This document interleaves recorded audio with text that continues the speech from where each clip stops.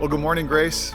Excited to begin the book of Mark this fall and journey together through its verses and chapters and stories, also that we can learn more about Jesus together. And I wanted to give you just a brief intro about what we're going to cover.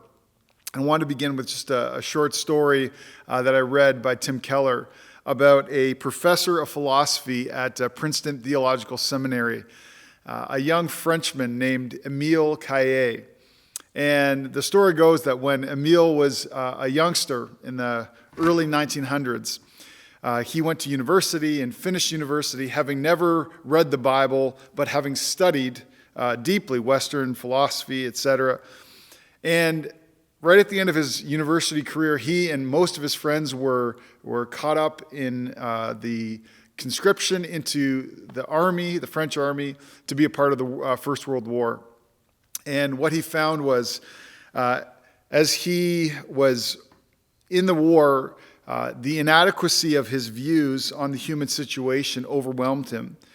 He was telling a story about how, as a young man, he was having a conversation with a friend one day, only to have his friend shot and killed right in front of him. Shortly thereafter, he too took a bullet, ended up in a hospital, and found himself lamenting life and wondering what he could discover or find to give voice to the meaning that he longed for.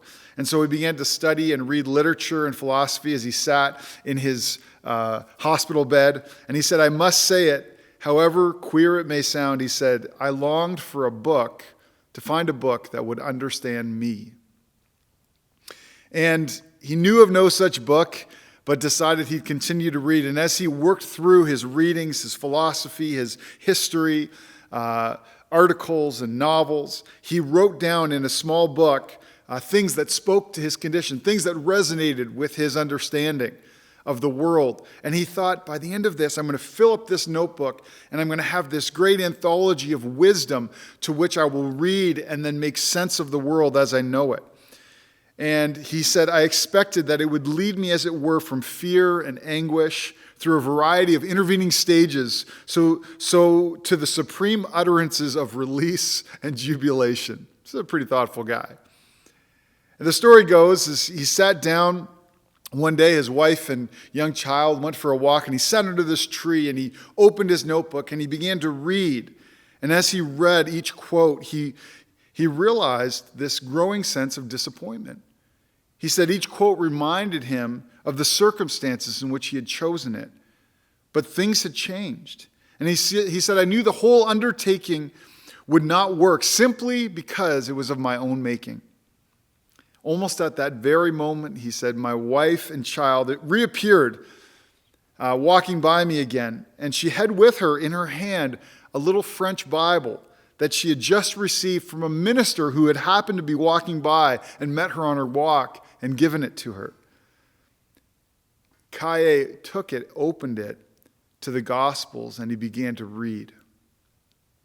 He continued to read deep into the night, and he said, lo and behold, this realization dawned on him. As I looked through the Gospels one by one, I found the one who spoke and acted in it became alive to me. And he said, this finally is the book that would understand me.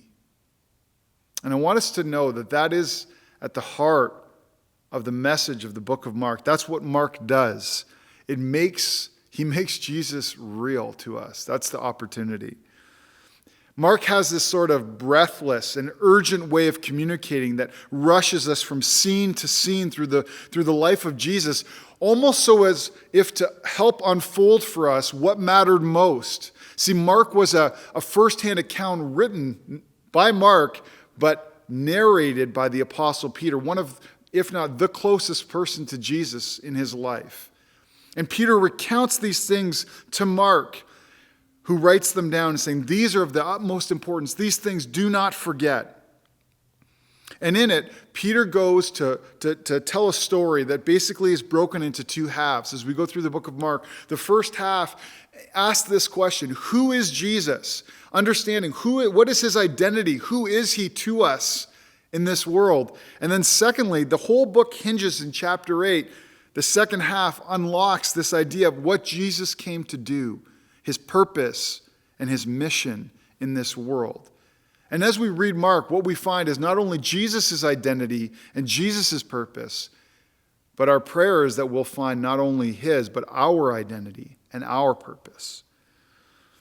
And so in the book of Mark, what you'll find is Jesus is not doing a lot of teaching as he does in books like Luke or John or Matthew. In Mark, it's almost condensed. What Matthew takes 28 chapters to say, Mark says in 16. And it has this sense of urgency and doing and action. And so it's a great read. And so what I want to do is encourage us this fall is to read through the book of Mark. You can probably work at a much faster pace than we will each week. But as we go, we're going to unpack each of the stories as they come to us. And we're going to ask God to speak to us.